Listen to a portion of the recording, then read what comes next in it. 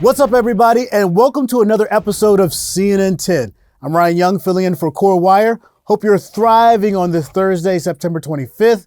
Your 10 minutes of news starts now. We're going to start today's show with one of the NFL's biggest young stars having an even bigger impact off the field. I'm talking about electrifying Atlanta Falcons running back Bijan Robinson. You can catch him running circles around his opponents on the gridiron every Sunday.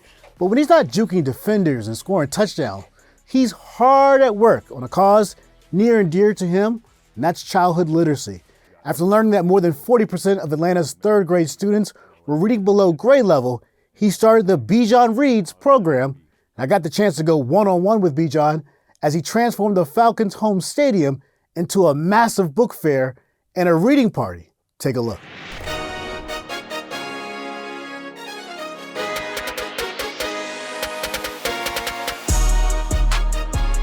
This is just such a blessing for me. Not only just to put such an event like this on, but a lot of these kids, for them to experience reading and the literacy in Atlanta has fallen in the past year or so. For me to bring happiness to them and encourage them to read and encourage them to just forget about anybody that's judging them or forget about sometimes the technology and just pick up a hardcover book and have fun with it. I can't wait. But you're an NFL guy. Why care about reading? Why do you want to inspire them so they know about all the options they have in life?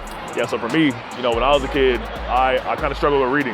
And, when I was in third grade, I wasn't trying to read books. I was trying to play video games, and I was trying to, do other than, become better and more intelligent. So for me to, be here and to support all of them and make sure that they're doing the right thing by picking up the book early and just instilling knowledge into themselves and into their lives, that's what's most important to me. You got to read the playbook though, right? Don't you? I do. I got to read the playbook. I got to understand the playbook. I got to go do it. So, okay. For them, if they can read and if they can, not just read it, but connect to it and understand with it, then that'll change their life. What's the book that connected with you when you were this age? Or what's the book that sticks out to you right now that may connect with them? I read a lot of Dr. Seuss books. That was the one. Judy Blume, those books were amazing. Percy Jackson, love the Percy Jackson series. Well, I'm about to read them a book. Yeah. And it's called Be You. Yep. And for me, this book is so important. It's by Peter H. Reynolds. Okay. Only because, I believe all these kids are so unique in their own way. And for me, I'm unique in my own way. And if I can teach them to just, be expressive. Before we go, the smile on your face, it seems like it's paying you back. Oh, yeah. What does it feel like right now? Because you're hearing these kids. What does that feel like? Man, I'm so ecstatic. This is so amazing. I believed it was gonna be an awesome event, but now that I'm seeing just how massive this really is and all these kids being here and smiling and being with each other, man, I can't ask for nothing more. Time for a 10-second trivia. How many stitches are there on a regulation baseball? 96, 108, 216, 320.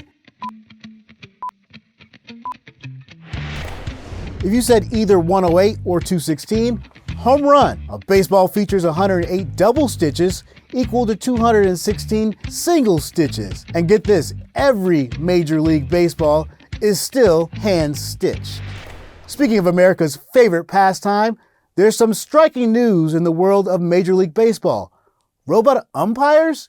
They are getting called up to the big leagues. But if you're picturing the Iron Giant or Wall-E holding it down at home plate, don't get your hopes up just yet.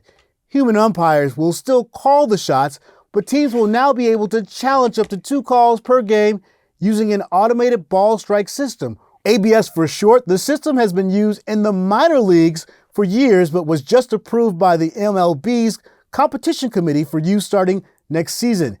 ABS saw its first major league action at this year's All-Star game, where 4 of the 5 challenges were successful. The league hopes the system will help minimize foul play while umps call roughly 94% of pitches correctly. More than 60% of ejections last year were from arguments over those calls. Here's hoping the robo-helpers will help turn down the temperature at home plate, leading to more play balls and less you're out of here. The next story may be the coolest thing you'll see all week.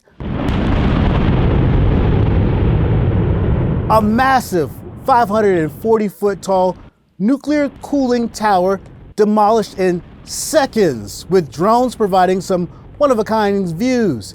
It was destroyed during controlled implosion at a site just outside of Nashville, Tennessee. The tower was built nearly 50 years ago as part of a planned nuclear plant that never was finished. The Tennessee Valley Authority says it had become a safety hazard in recent years due to unauthorized visitors, but it won't be a pile of rubble for long. The concrete and steel will be recycled for use in future projects. Turning now from that big boom to a big bloom. A months-long toxic algae bloom is devastating South Australia's coral reefs. The bloom is turning the normal vibrant habitats into underwater graveyards, and its impact is being felt both in and out of the water. Our Derek Van Dam has more. Ecologists say the toxic algae bloom off the coast of southern Australia is devastating the marine life ecosystem there. It's hard to overstate how devastating this algal bloom has been. It has really impacted the entire food web, from the habitat-forming species like our seaweeds and sponges and things that make up these reefs, all the way through to the highest trophic level. So lots of sharks, lots of rays. We've had recorded over 10 white sharks washing up on the beach, lots of dozens of species of rays. An algal bloom is an intense concentration of microalgae, often fueled by a marine heat wave. Since March, it has killed more than 17,000 animals from over 470 species of marine life, according to observations on the citizen science site iNaturalist. It's not only impacting sea species, but also the people on land who depend on the sea for their livelihood. And this has just paralyzed the fishing industry, the tourism industry, and just the really devastated the local population. So South Australians are grieving right now. This is their really beloved marine environment, which has been impacted, and everybody's feeling it. South Australia's Premier, Peter Malinauskas, visited the Yorke Peninsula to meet impacted communities. A week after announcing $9.2 million in aid, matched by the federal government.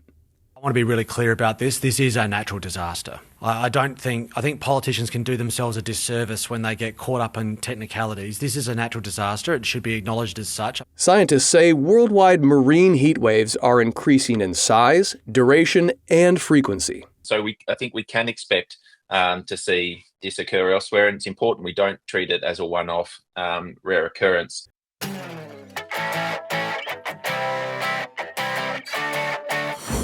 Today's story, getting a 10 out of 10, is really exciting. An after-school program in Yuma, Arizona is helping students swap screen time for pedal time. Having clear thoughts while I'm riding. That program was able to get its kickstart with a donation of a dozen bikes from Wheel Fun, an Arizona nonprofit that provides free mountain bikes to kids in underserved communities.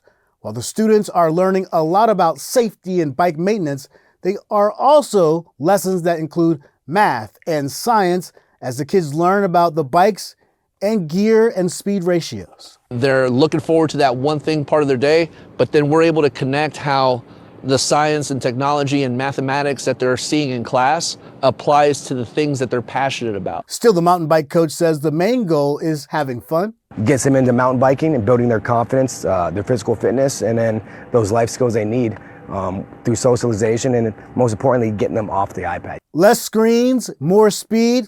I love it. Talk about gearing up for success. All right, superstars, time for our favorite part of the show. Our first shout out is going to Miss Lawrence at the Randolph School in Huntsville, Alabama. We're so glad you enjoyed yesterday's episode about the Artemis program. And from our Instagram followers, Miss C at the St. Anthony School in Clarksville, Indiana. Go Bears. Hope you had an amazing Friday Eve. We're almost there. Y'all remember, kindness is the one gift anyone can give. We'll see you right back here tomorrow. I'm Ryan Young, and this is CNN 10.